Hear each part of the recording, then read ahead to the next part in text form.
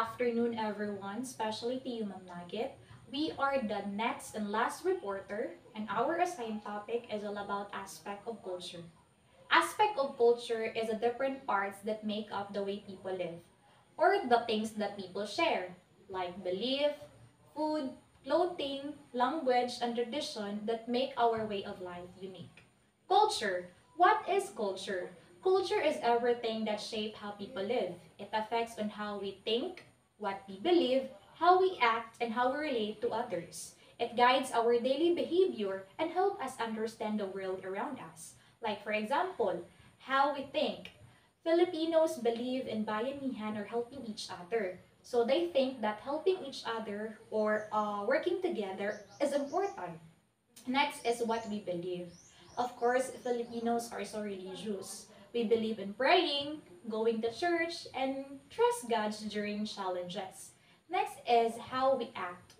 Like Filipinos show respect by saying po and opo and doing mano po as a sign of respect to elders. And then how we relate to others. Yes, Filipinos are so family oriented.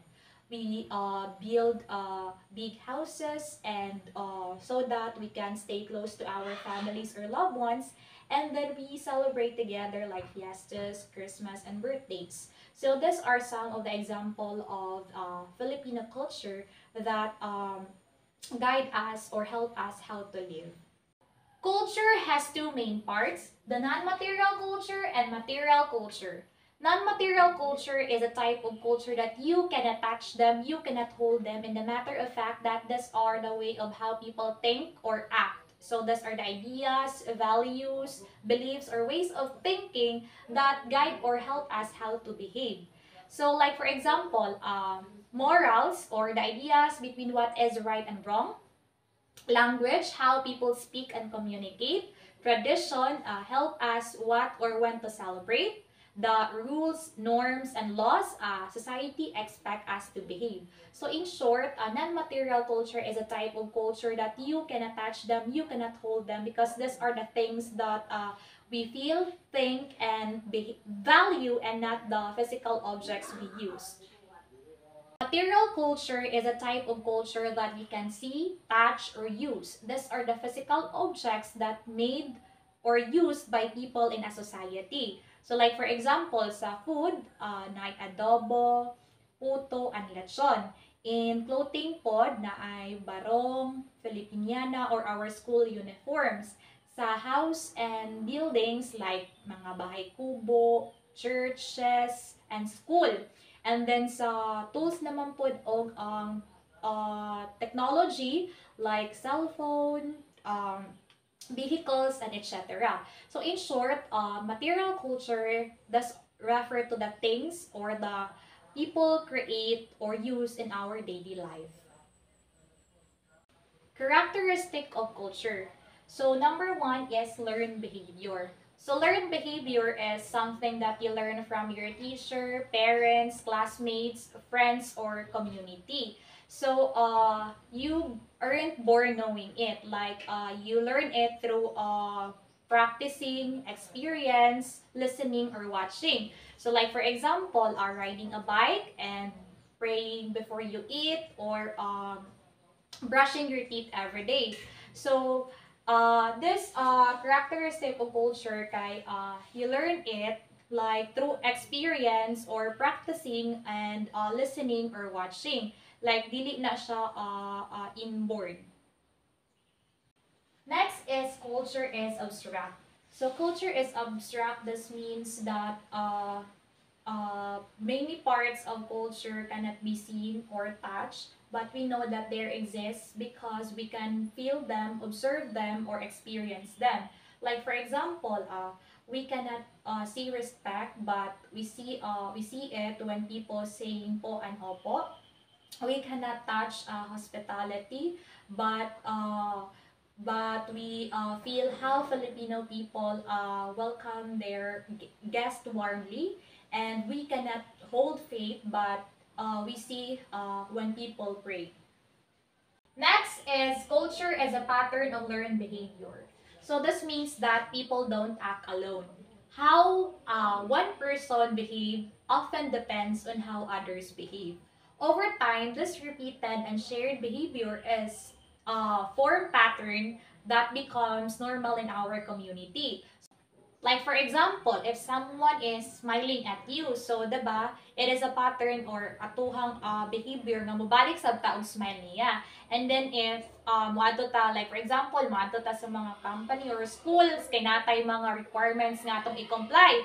So diba, common sense naman ginato na nga if daghang tao ang mo comply pod, so understood na siya nga magpila ta, it depends upon if kinsay naulahi or nauna.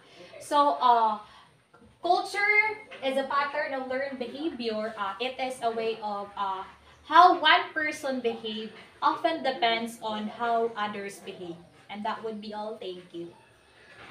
I'm going to tackle about the continuation about the culture.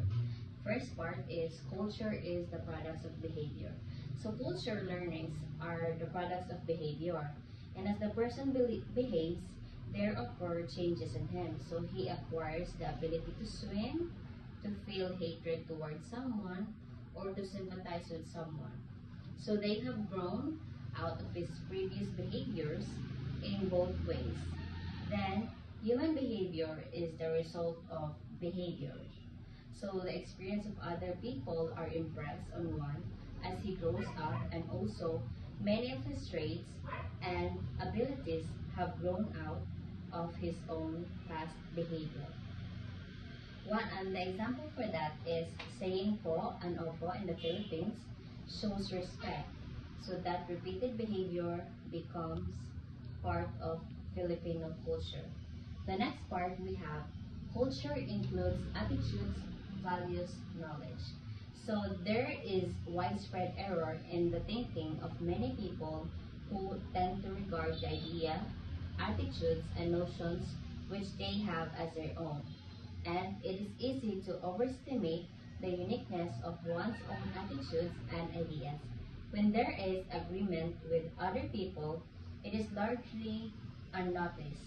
But when there is a disagreement or difference, one is usually conscious of it. So your difference, however, may also be cultural. For example, suppose you are a Catholic and the other is a Protestant. And the example for this is valuing education. Example is studying hard for exams, or respecting elders are also attitudes. And knowledge like tradition, herbal medicine, or modern science is also part of culture. We have the third part, which is culture also includes material objects. And man's behavior result in creating objects. So men were behaving when they made these things. So to make sure these objects required numerous and various skills with human beings gradually built up through the ages. So man has invented something else and so on. So occasionally, one encounters the view that man does not really make steel or battleship. All these things first existed in the state of nature. So man merely modified their form and changed them from a state in which they were to state in which he now uses them. So the chair was first a tree, and man sure did not make a tree, it was nature. And we have also here the example. The example of the third culture is jeepneys in the Philippines, like chopsticks in China, or smartphones everywhere. So these objects reflect cultural identity and daily life. And the third part is we have culture is shared by the members of the society. Culture is shared by the members of the society, so that patterns of learned behavior and the results of behavior are possessed, not by one or a few persons, but usually by a large proportion. So thus, many millions of persons share such behavior patterns as Christianity, the use of automobiles, or the English language. So persons may share some of a culture unequally. For example, as Americans do the Christian religion, to some persons, Christianity is the all-important, great dominating idea in life. To others, it is less preoccupying important, and to still others, it is of marginal significance only. So sometimes, the people share different aspects of culture. For example, among the Christian, there are Catholic and Protestant, liberal or conservation. As clergymen or as laymen, the point to our discussion is not the culture or any part of it. It is shared identically, but that is shared by the members of society to a sufficient success. We have example, celebrating Christmas together, singing the national anthem at school, or joining fiestas in your town, right? And then we have the fifth part. Culture is super organic.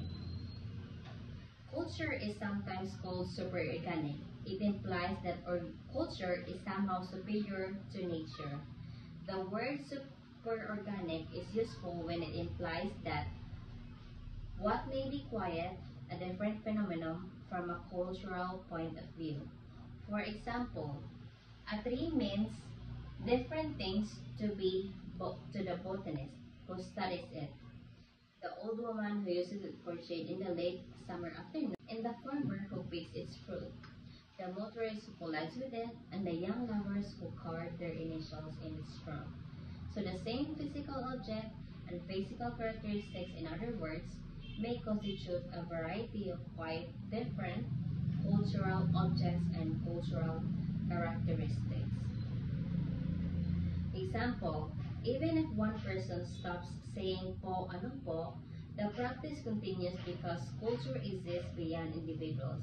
It's carried by the whole society. So it doesn't mean that if you stop the culture, it will not continue. There are a lot of people that are able and is willing to continue the culture that is around you.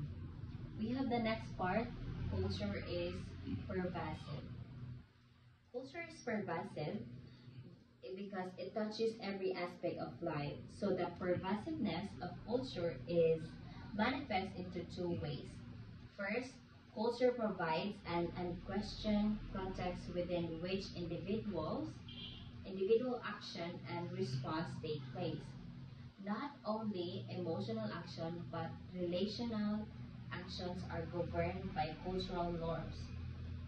Second, culture pervades social activities and institutions. So according to Ruth Benedict, a culture, like an individual, it is more or less consistent pattern of thought and action. With each culture, there come into being characteristic purposes, not necessarily shaped by the other types of society. In obedience to these purposes, each person further consolidates its experience in proportion to the urgency of these drives, the heterogeneous items of behavior take more and more congruous shape. Example, we have from the food you eat, the clothes you wear, the way you greet people, to the music you listen to. Culture is everywhere in daily life. We have the seven part. Culture is a way of life. Culture is a way of life. Wait.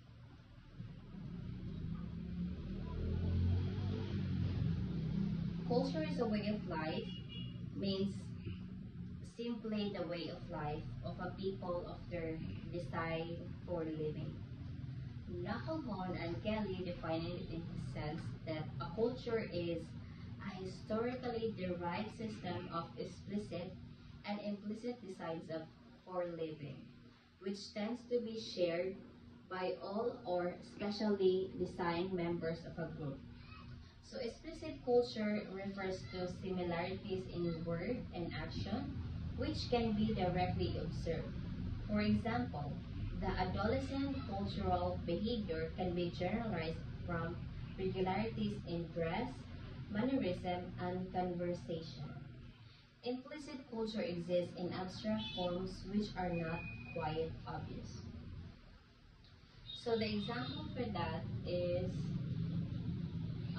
Filipinos often eat rice with every meal, and then Japanese bow when greeting, and Americans value personal space.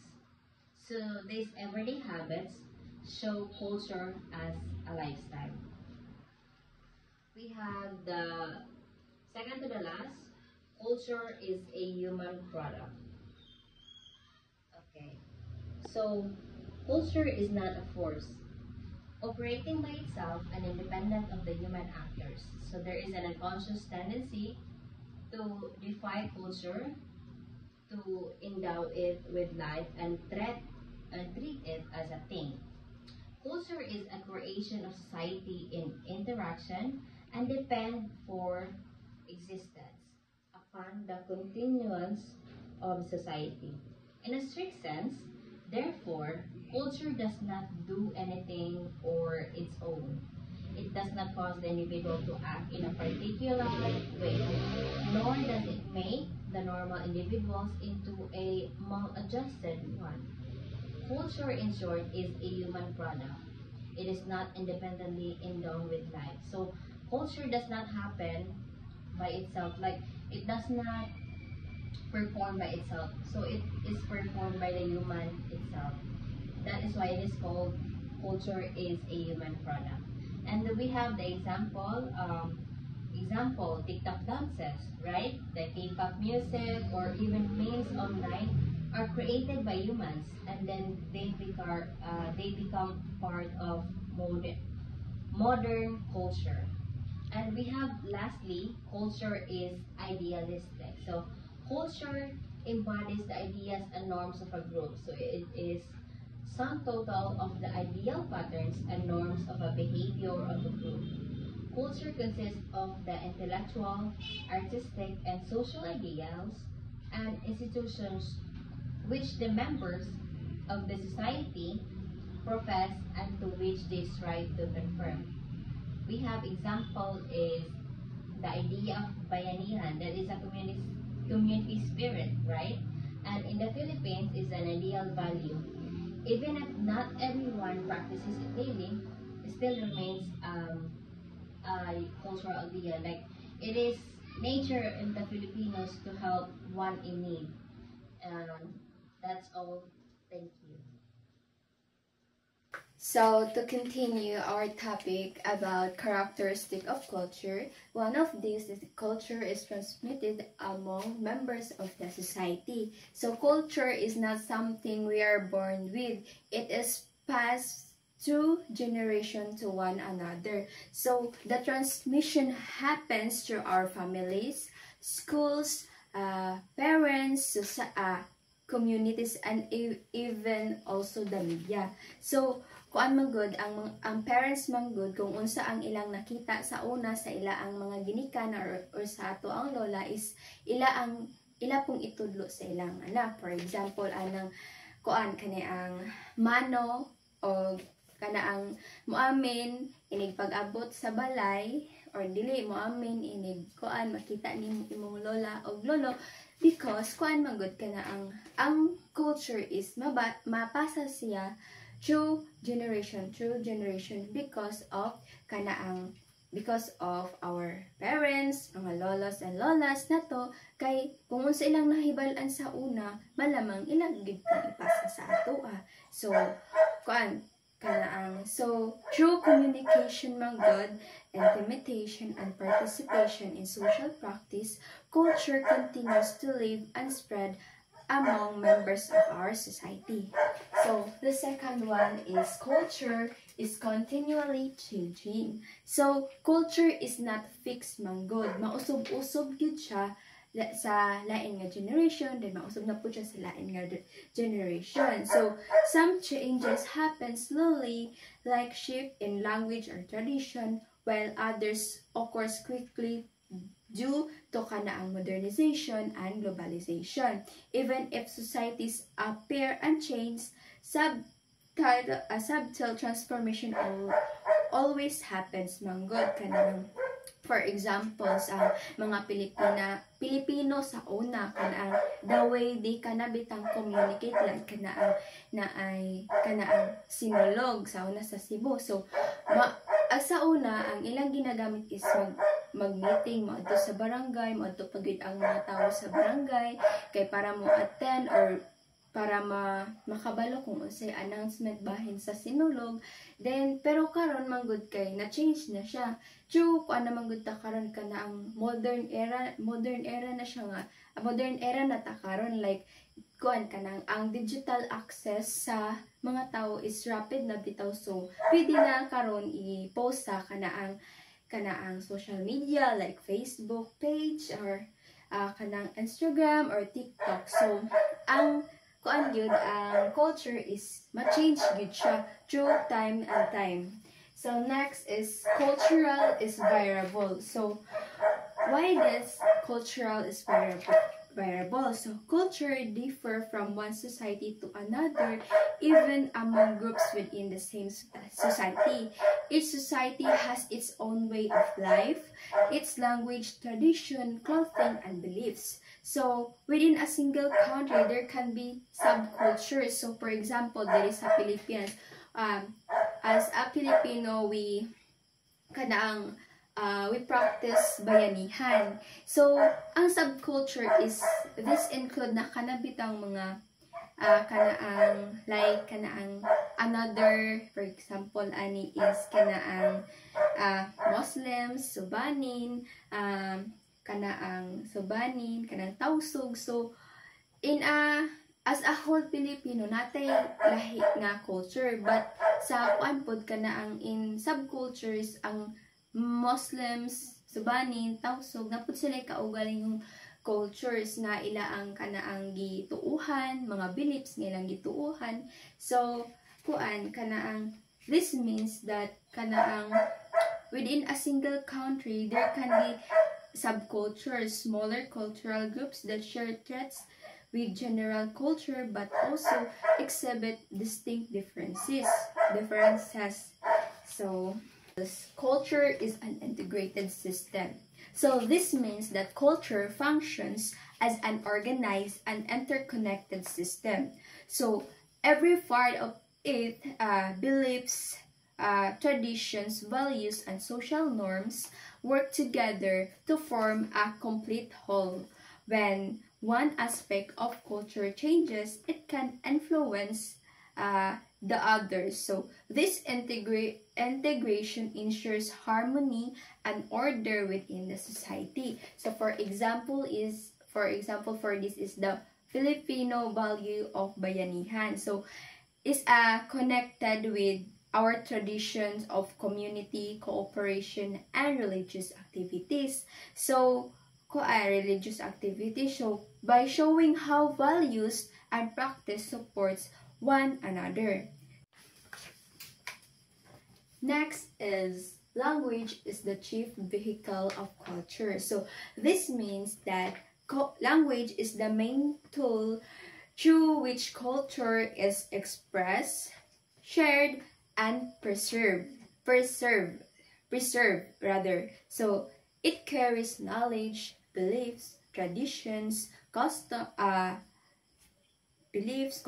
from generation to generation. So kung ano good without language, so dili gid mapasa ang mga cultures, beliefs, traditions sa tibuok kalibutan. Like for example, diri sa Pilipinas, kung puros na lang amang dirita ng pagkasinabot, so ang language gid mo main tool gid siya sa kanaang culture. Kay didto ang language man good is didto mapasa kung unsa ang gi-express sa usa ka tawo, kung unsa iyang buot pasabot. So kanaang without language, it is difficult for us to understand the culture of kanaang the culture of our society or the community. So it also language manggod, it also serves as a band that unites people within the group or community.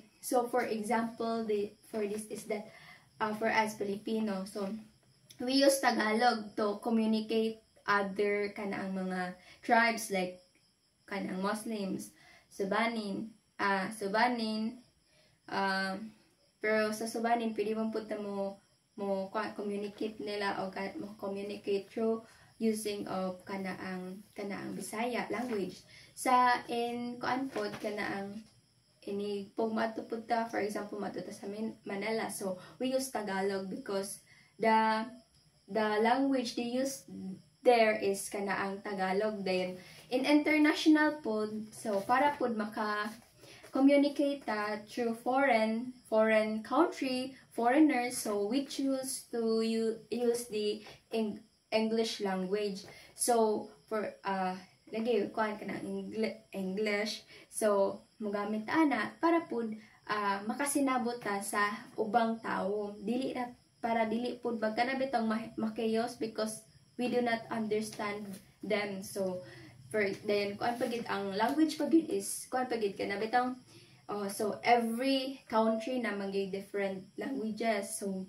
So karon in modern era na nagay mga interpreter na para pod makasabot ang ubang country sa atoa na interpret sa ilang language para pod masabtan nato sila.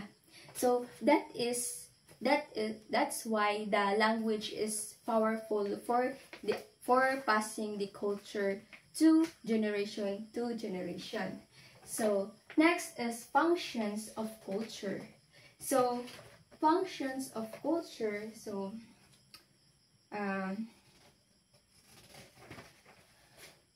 one of these is culture defines situations.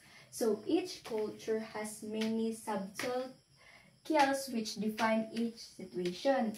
It reveals whether one should prepare to fight, run, laugh, or make love. So each society has its insults and fighting words. This chaos which defines situation offer an infinite variety. So culture helps people know how to act appropriately in different situations. So it gives us kanang sign to tell what behavior we bitang acceptable ana nga situation nga atong gamiton. So these culture signals help us to interpret the actions of others and respond correctly. So for example, this is in our culture, extending our hands usually means you want to greet someone. For example, ako kaya nakoy kanaang nakoy nakitaan or nakilhan nga akong amiga sa una. So may kag mulamano ko niya. So mulamano ko niya. So that means that kuan ka na ang mugrit ka sa someone. So while in another culture, it could mean something else entirely. So sa uban pod lahi pod ang ilang pagkuan sa kanaang for example lamano, lahi pod ang ilang kuan kanaang ginagamit for example kanang sa aside sa mulamano kanaang basta mo na to siya.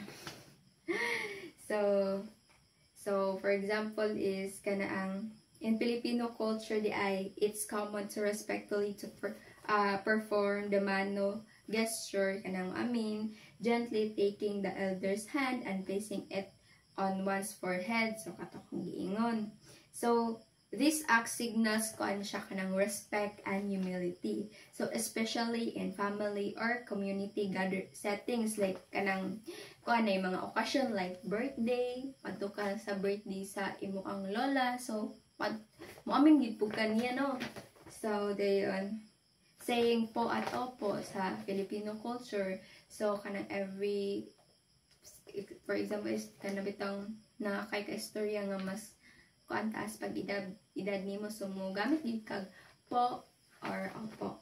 So culture provides behavioral cues that guide how people act in a specific situations.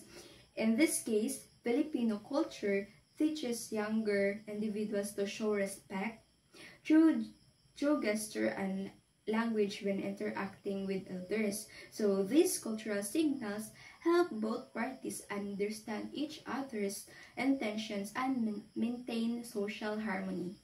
So next for this is the culture defines attitude, values, and goals. So in attitude, our tendencies to feel and act in certain ways. So this means, for example, Filipinos is generally expected to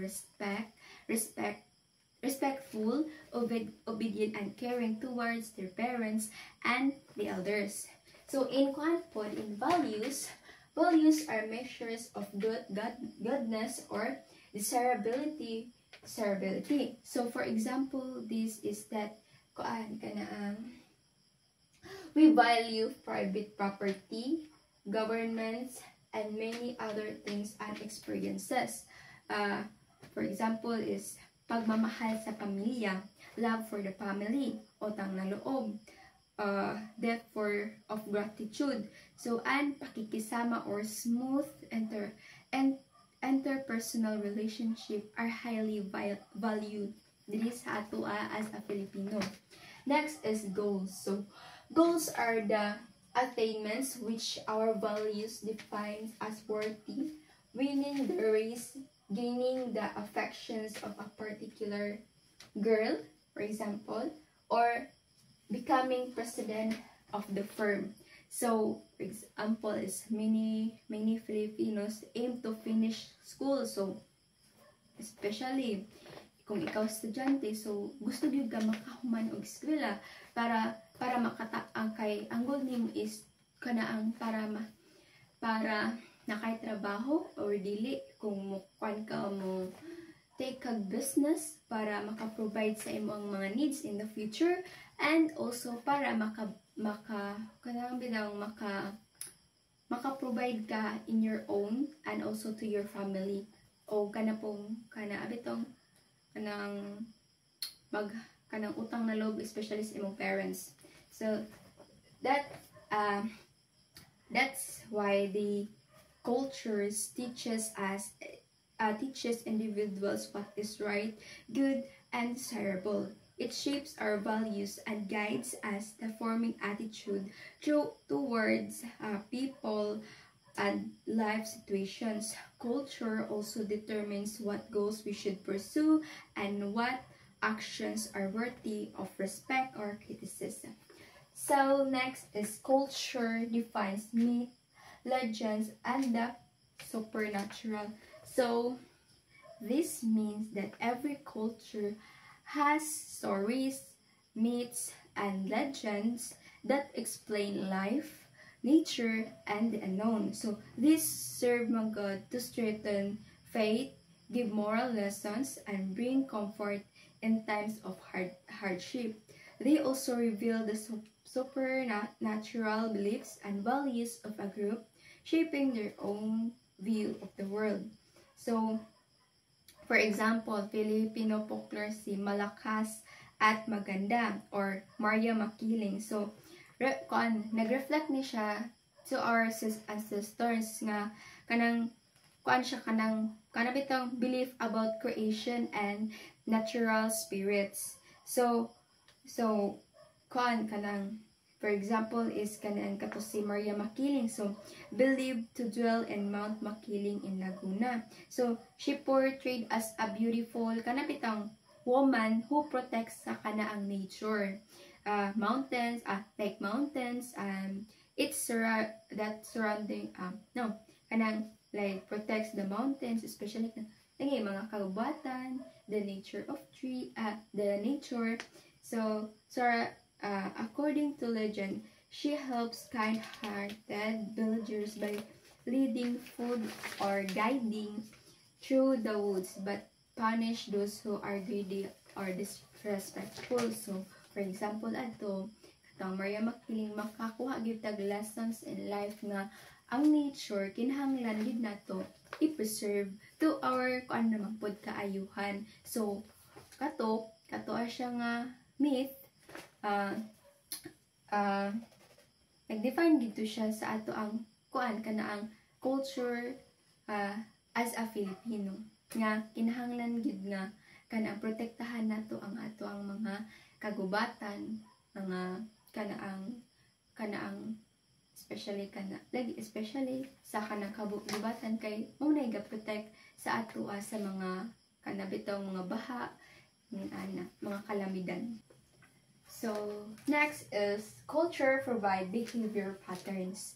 So, this means that culture provides a ready-made guide. So, for how individuals should behave in a society. It defines what is acceptable or not, making social life more predictable and organized. So, by following cultural rules and traditions, people can live peacefully and avoid chaos or conflict. So, for example, ani is kanabitang mosulod na sa balay sa ubang tao. So, or sa bisan maggali sa atong silingan, sa atong mga auntie na ilang balay. So, di ba? Para sa pagrespeto nato nila, atong ibilin ang kanabitong ato ang shoes or dili chinilas adiserta mosulod sa kuan kani ang sa ilaang balay. So the practice removing shoes before entering someone's house shows respect. So but I've said a learned behavior pattern is pattern in many Filipino families. So nakuan gid siya nato nakanabitong na inherent bitaw sa ato nga nig-adisir ka mosulod sa anang kinabalayan. So dapat imo gid siya kanaang imo gid ibilin imo ang chinilas or imong sapatos because mo pud gitudlo sa ato ang mama, then gitudlo pud na sa mga katiguangan sa ato. So napasa gid nato ang kana siya nga beliefs, traditions, culture. So why it matters manggod. So these behaviors manggod reflect the Filipino value of hospitality and respect. They help maintain harmony, avoid awkwardness, and show care of others. So kuan pod kana ang deviating from these patterns may be seen as our kaniang, for example, ani is kanibitang in behavior pattern in a Filipino culture when guests arrive. Sa malagi mo to siya nga deviating from these patterns, kuan kana ang maybe seen as rude or disrespectful. Kana ang mosulod na lang po kadirit, so dili nimo ibilin imo ang kuan kana ang chinelas or di sapatos. So ang tagbalay gid pud makasaway gid pud sa imo nga sa putong bata ato wa puy respeto, wa mangali gibilin ang iya ang chinilas nya lapok pag yung kaayo, di ba? So kan gid siya kana ang mahimo nga daotan na hinuon ka. So in conclusion, so culture is the foundation of society. It shapes how we think, act, and relate to one another. It is dynamic, always changing, but also serves as a guide to provide structure and meaning to our lives. So by understanding culture, help us appreciate diversity and promotes unity among people despite differences. So that's all for my part of our report. Thank you. Good morning once again. So today, I will continue our discussion about cultural migrations, necessity, study of cultures when studying religions. So first is, Hackett identifies 3 reasons why we must pay more attention to anthropology of religion. First is the changing nature and location of people as manifested in mass migration and mass conversion to different religions. So kita mga people, we tend to move from one place to another, and upon moving, we bring our religion and beliefs. And kuan siya og kinibitaw culture mixing. So that is why we need to study culture and religion, how they change together. Nana. So for example, ang isa ka Filipino, he works sa Middle East and he brings his religion and beliefs. However, naka-encounter siya dito og kining mga Islamic practices because he lives among them.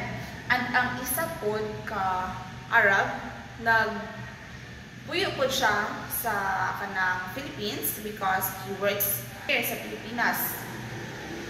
And naka-encounter siya dali of Christianity. Now, this shows culture mixing. Second is, scholars studying religion work more interdisciplinary. So, experts now combine sociology, history, psychology, and theology to understand religion. So, dili na enough ang isa lang ka-lens para ma-understand or para ma-studihan ang religion. So, for example, a person studies Islam by looking at history, daily life, clothing, and traditions to understand religion better. So, di ba, di na enough ang isa lang ka-lens. Now, third is, new insight have come to the fore because of perspective from post-colonialism, post-structuralism, and post-modernism. So, example with other kay, before, people studied African religion using Western standards. Karon dili na siya pwede. Because however, we cannot, for example, we cannot study Buddhism the way we study Christianity. Diba dili man jud? Kay lahi-lahi na sila.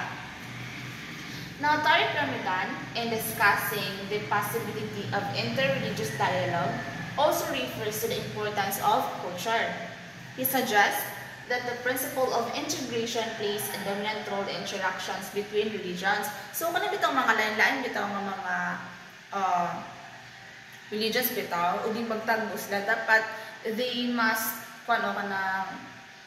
enter into dialogue. Dili sila dili magpansinanay nga na. So, entering into authentic dialogue as equals is necessary, which will lead to mutual enrichment and partners in action. So, of course, dili dapat ka na bitong okay, kanang mga Muslim sila o lain sila daso lahi sila o kanang culture sa ato kay murag nanay superiority nga nanay superior nato dili na siya pwede. Dapat kay we stand as equal. So it is, after all, it is not about relativizing one's own conviction and seeking universal neutral principle. It is about acceptance and respect of pluralism, diversity, and the belief of others. So, after all, kanabitang dapat mag-engage ta into dialogue. After all, we don't need to give up our beliefs. We just need to respect one another.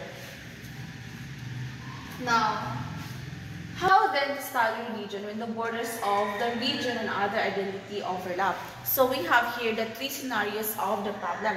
First, the ethnicity of a group explained in terms of religious belief. So example, ani Jewish identity. So Jewish ethnicity is deeply connected to Judaism. So their culture, festivals, and identity are from their religious belief. So being a Jewish is both a religion and a cultural identity. Second, religion is explained as a result of ethnicity. So example kay Muslim identity and Arab culture. So some believe nga Arab ethnicity shape Islamic practices. So some people think nga your ethnic group leads you to a certain religion. Third is more elements than religion and ethnicity are at play determining group identity. So identity daw is not only shaped by religion. So daghang factors. Example, kitang mga Filipino Catholic, we are shaped not only by our religion but also by our language, traditions, history, family values, and many more. So identity is, ang atong identity diri is multi-layered. So daghang factors ang gibasihan. Next is Lincoln's understanding of cultural encounter. Struggle between cultures means two. On a continuum, reactions towards the other may vary from polite disinterest, demarcation, conflict to outright war. Because of conflict of interest, and added to that, a stereotype perception of other culture, permanent animosity might result from that. So, ingon diri si Lincoln nga when cultures met, they may understand each other, pero sometimes dili po. So, dili rin siya kanang all the time bitaw nga magkasinabtanay bitaw ang duha ka group bitaw. Hindi sila automatic nga magkasinabtanay. So, sometimes kailangan sila og beliefs. So, they might argue and avoid each other. And worst case, maka-cause conflict or worst case scenario, maka-create siya og kining war. Now, because of globalization, religions all over the world rarely exist in isolation. In this plurality, each religion is in need of maintaining its unique identity. The study of religions will need to take consideration not only the culture but also cultural networks a religion ends up in because of globalization and migration. Creating harmony between religious community living in close proximity needs to take cultural and ethnic consideration into account. So because of globalization, religion now live beside each other everywhere. So to create harmony, we must consider the culture a religion comes from and where the culture moves into. So studying religion today means understanding the cultural networks, identity, and respect for diversity. Thank you. My topic is all about religion as cultural identity marker. First is religion as belief versus identity marker. Religion as belief, it is focused on doctrines, dogmas, and propositions. So, it is focusing on faith, teachings, and spiritual practices. So, like for example, in Islam, nagatuo sila is Allah. Nagpasabot sa ila ang God, nila is Allah. And then sa Catholic is, of course, ilagyan is Jesus Christ. Second is religion as identity marker, used to express personal or social identity. So, it means using religion to show group membership or cultural identity. So, like for example, sa Philippines, identifying as a Catholic is not only about the attending Mass, but also about being part of a majority group that celebrate festival or the Holy Week. Next is the cultural identity influx.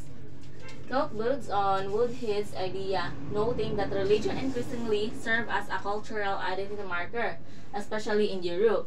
As cultural identity is shaped by many factors, it remains fluid. So this leads to, first is alienation from traditional religious practices. So this happens when individuals or groups distance themselves from the rituals, customs, or institutions of their inherited religion. So they doesn't always mean nga dili sila namutuon na sa ila ang ginatuan. Next is the rise of cultural religious identities that may lack actual religious belief. So identify with a religion as part of their culture or social identity, but do not actively believe in or practice its teachings. So, like for example, in Europe, many people call themselves Christians because of cultural history, but dili siya always nagasimba. Next is the primordialist theory. Suggests that a person can keep their religious identity while joining a new cultural group. So, primordialist theory, this theory says that people can join a new culture but still keep their original religious. So, however, they may not be seen as cultural equal by the host society. So, however, they might not be treated as fully equal in the new society because they're still seen as different. Next is the religion and public perception. So in both Germany and the United States, religion strongly influenced how immigrants are viewed. So how people view religion affects how they see others, especially immigrants. So in countries like Germany and the US, religion plays a big role in shaping opinions. So differences in religion are often judged as either good or bad, creating a value-based division. So if someone's religion is different from the majority, people may judge them as good or bad based on the different. Next is the cultural identity. It's not fixed, it changes over time. So kini siya, it is flexible, dynamic, and evolving. So like for example sa ang Pilipino, so nagpuyo na sila sa lain nga lugar sa gawas, but ilang batasan is maora Japon, napadayang Japon sila sa ilang mga kumakaraan nga tradisyon.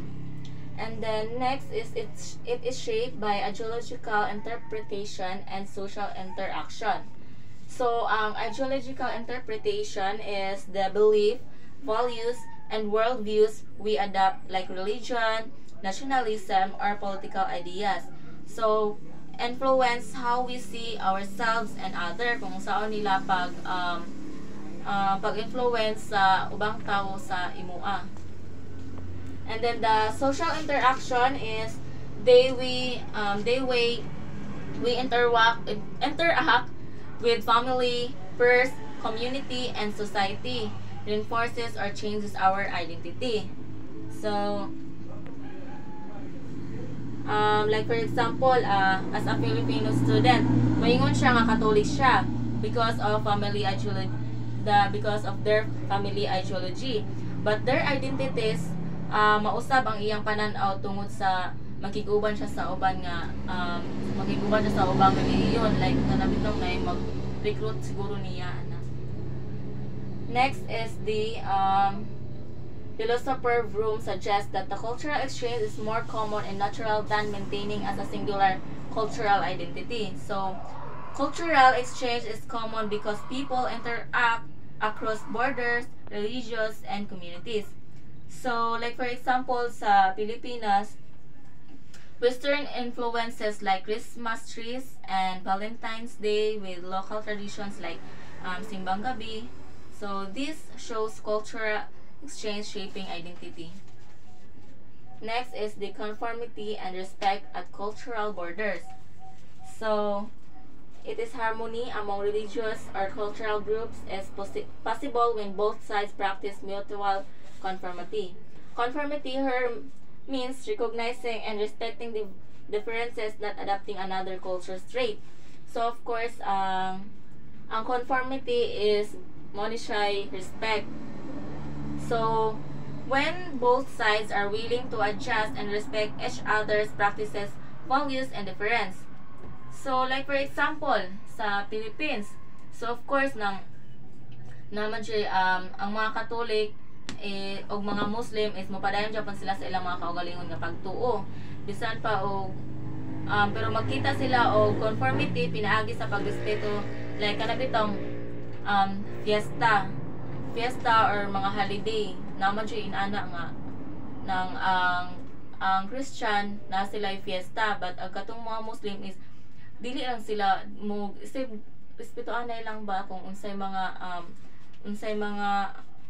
holiday or mga kuan nila. My assigned topic is religion as part of culture in communication studies. So first is religion influences how people express themselves, interact with others, and process information. So religion shapes a person's worldview, values, and sense of right or wrong. Because of this, it also influences how people speak, behave, and make judgments. So, for example, is someone raised with teachings of compassion and humility may communicate more gently, while another taught strict moral rules may process information with caution and discipline. So in short, religion terms part of a lens people use to understand the world. And that lens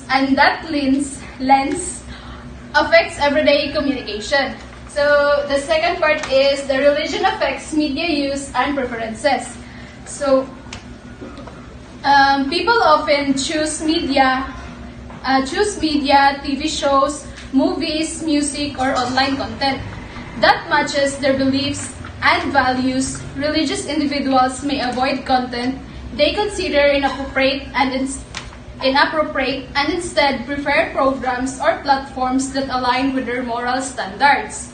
So, because of this, religion becomes a strong filter that shapes what people watch, listen to, or engage with online.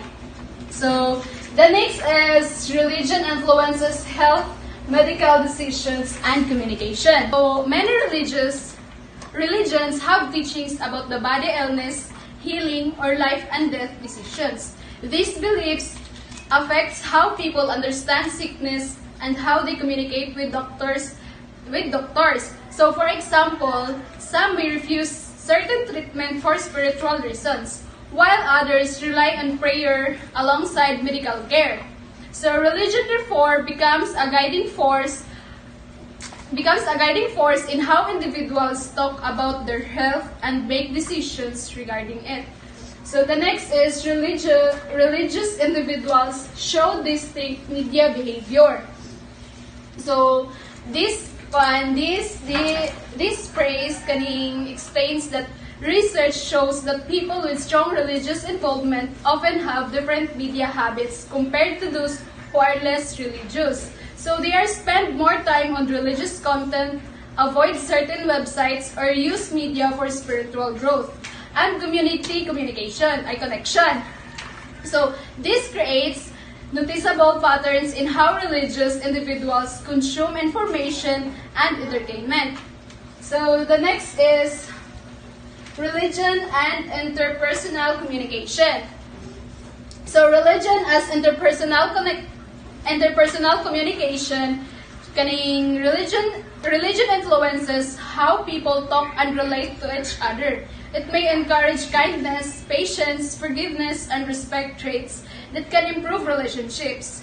At the same time, differences in beliefs can cause misunderstandings or conflict.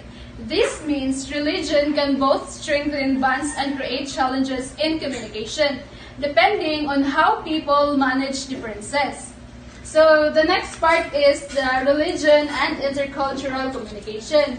So religion and intercultural communication, when people from different culture interact, religion often becomes a key factor in understanding each other's behaviors, customs, and values. So religious practice such as dress, diet, celebrations, and social rules shapes cultural identity. Recognizing these religious influences helps avoid misunderstanding and promotes smoother communication between diverse groups.